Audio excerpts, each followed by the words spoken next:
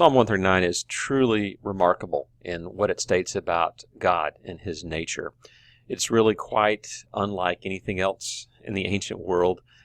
The entire psalm, first of all, is addressed to God. It is extremely personal, extremely intimate. It's addressed to Yahweh, whose name is mentioned at the beginning, a couple places, and then there at the end.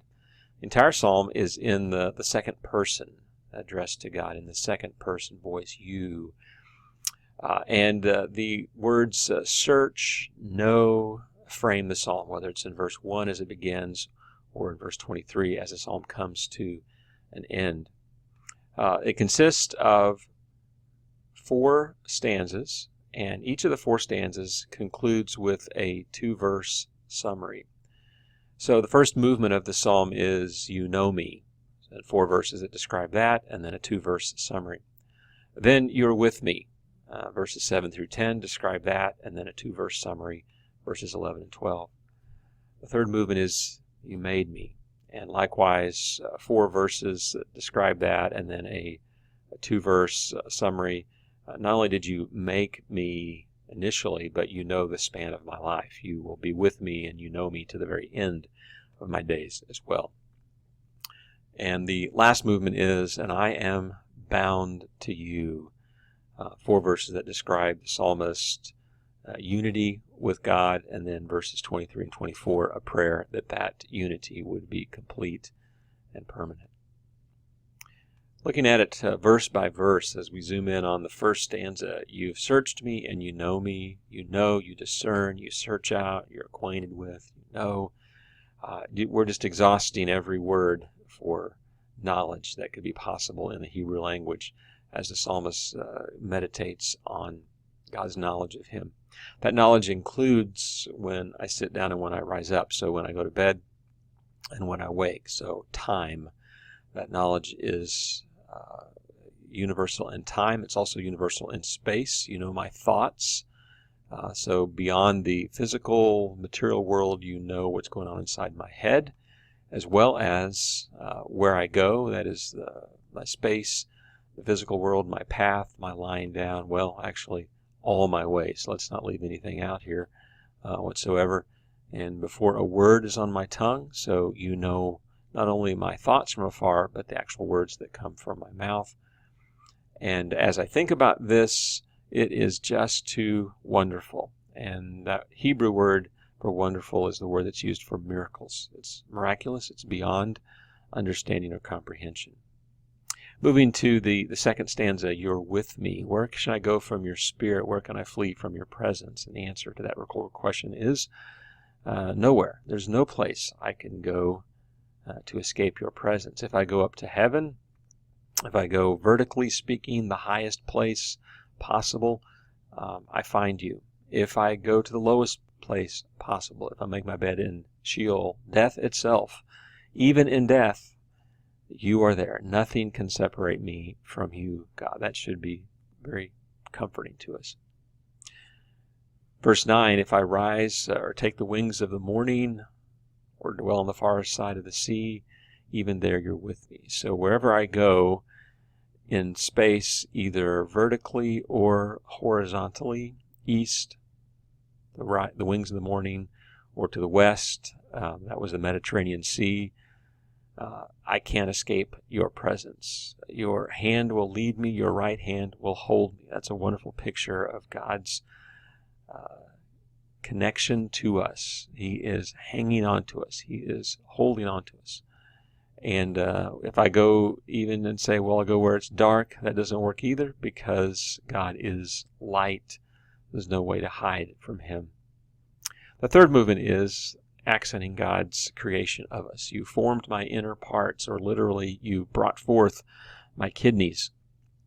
This is not the Hebrew word bara, to create out of nothing, but this is that idea of forming, that God took the dust, the stuff of this earth, and made us into spiritual beings, knitted us together. That gives that idea of handiwork, of care that was taken in forming us. I praise you for I'm fearfully and wonderfully made. Your works are wonderful. There's that miracle word again. My soul knows it well. My frame was not hidden from you when I was made in secret intricately woven in the depths of the earth. Of course, he wasn't made in the depths of the earth. He was made in his mother's womb, but it's just as secretive as what's underground. We don't know what's underground, nor do we know what takes place in the womb. Now, that being said, we live in a remarkable time in human history where we do have an eye on the secret place, on the uterus via ultrasound.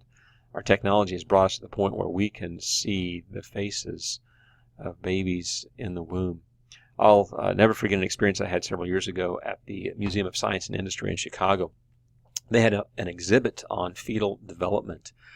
And over the course of about 15 minutes, you could watch a combination of animation and ultrasound and very creative film work that showed the development of a human being from conception to birth. And I recall sitting in that darkened room watching that animation along with a couple of pregnant women, and I was just in tears at the miracle of life. And I think that's what the psalmist has in mind here. Didn't have an opportunity to see that as we do, but we live at a time where the miracle of life and the development of a baby in the womb is plain to see. That's why this text is probably the strongest text to oppose the practice of abortion and to affirm the value and beauty and wonder of human life.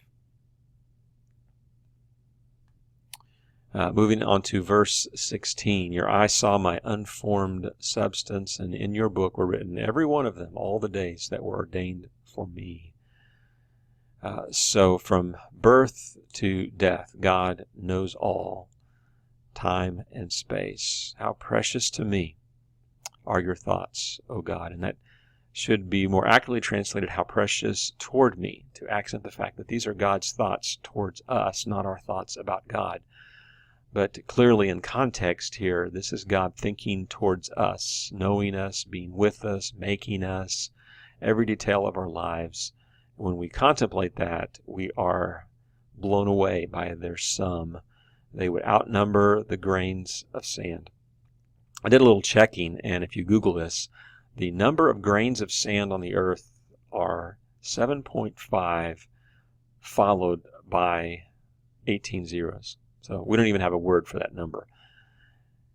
In other words, it is well beyond our ability to fathom how many thoughts, how much information that God has about us. And the psalmist falls asleep, and when he wakes up, he's still with God. There's nowhere he can escape God's presence. Even in sleep, even when we're not aware, when we're not conscious of it, we can be confident that God is with us and that God's knowledge of us never ceases. The final stanza, verses 19 through 24, present a bit of a problem, particularly verses 19 through 22. In fact, when we read this psalm, we're tempted to leave this part out because we have this tender image of God knitting us together in our mother's womb, recording every day of our life, knowing everything about us. And then verse 19 says, "Oh, that you would slay the wicked, O God. O men of blood, depart from me. They speak against you with malicious intent. Your enemies take your name in vain. Don't I hate those who hate you, O Lord? Do I not loathe those who rise up against you? I hate them with complete hatred. I count them my enemies."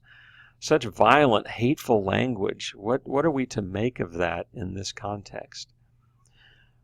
Well, it's not so strange when you consider what's happening here is that this is covenant language. This is David taking an oath of loyalty, binding himself to defend God, just as God has bound himself to David. Clearly, these first 18 verses show us that God has bound himself to us. He holds us. He won't let go of us. He is connected to us.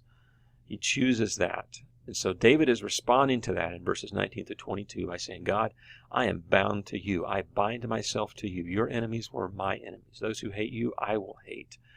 Because I am one with you, I will love what you love and hate what you hate. I will love humanity.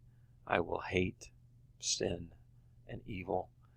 The psalmist here, David, is declaring his absolute loyalty and affinity for God. And so he prays in verse 23, 24, "Search me, know my heart. See if there's any grievous way in me. Lead me in the way everlasting." I want complete unity with you, God, with your will, with your purpose for me.